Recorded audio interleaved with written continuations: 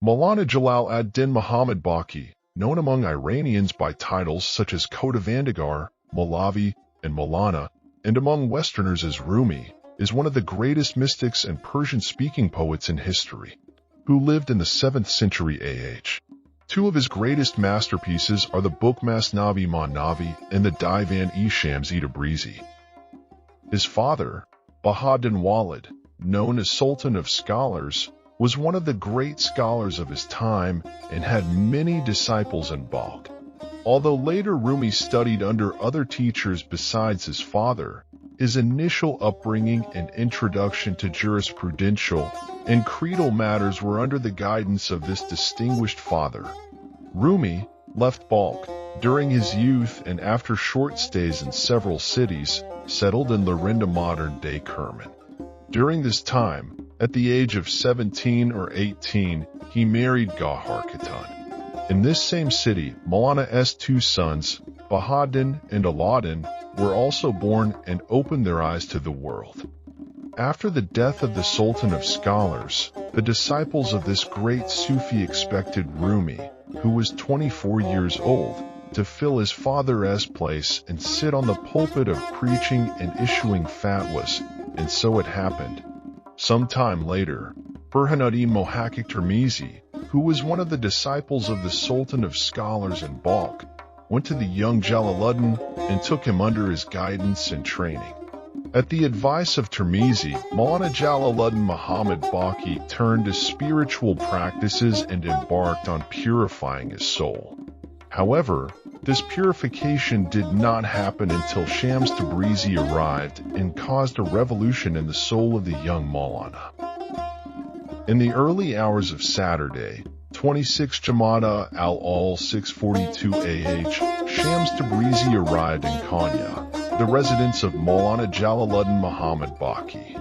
According to available accounts, Shams had specifically come to Konya to meet Molana and had shown him the way. The description of the meeting between Molana and Shams Tabrizi is mixed with legends, exaggerations, and many miraculous claims. But what can confidently be said is that after this encounter, the intention of the existence of a world is for two friends to meet, who close the door to everything except God, far from worldly desires. Just as at this moment, we are in service to Molana peacefully. The interaction between these two continued for approximately 16 months. However, the spiritual transformation of Rumi was so profound and his devotion to Shams was so limitless that it aroused dissatisfaction, envy, and anger among Molana's disciples.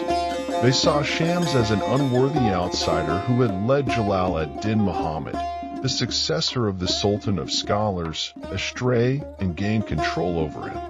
Molana's advice and warnings to deter his followers from harassing Shams also proved ineffective. Finally, on the 21st of Shawwal 643 AH, Shams, due to the harassment and hostility of Molana's disciples, left Konya in a state of resentment. The bitterness of this period in the life of Molana and his failure to find Shams or any trace of him is more evident in his poetry than anywhere else. In some of his poems, he expresses such sorrow that it seems as if he knows in his heart that he will never see Shams again. Sometime later, Shams returned to Konya due to the relentless insistence and boundless restlessness of Rumi. Molana hoped that this time his disciples would refrain from enmity, but it was not to be, and soon the suppressed turmoil resurfaced. Finally, on a Friday in the year 645, Shams suddenly disappeared once again, leaving Molana forever.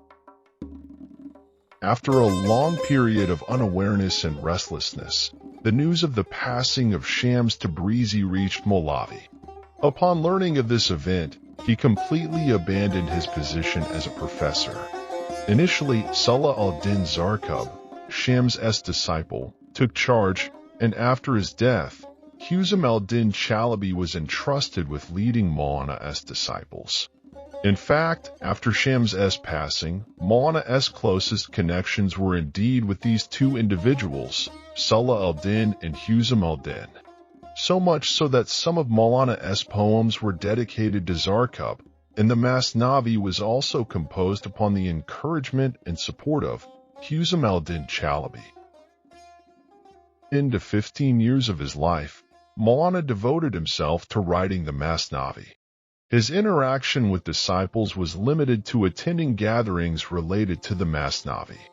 Towards the end of his life, he fell ill for a period and eventually, on the 5th of Jamada al-Thani 672 AH, at the time of Shams' sunset, he departed from this transient world. Molana's mausoleum is located in the city of Konya, in present-day Turkey.